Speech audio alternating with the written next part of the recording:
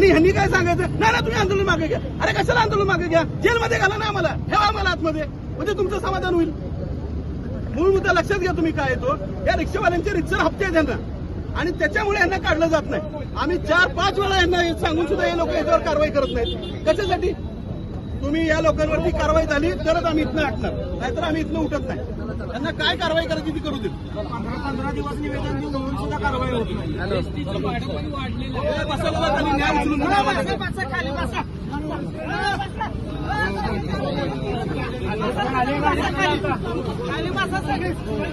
म्हणे ओसर साईडला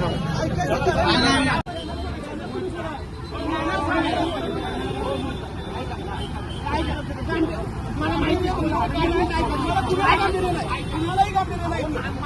सगळ्या सरसकट हप्ते घेतले जातात. कोणत्या दिवस नाही काही नाही.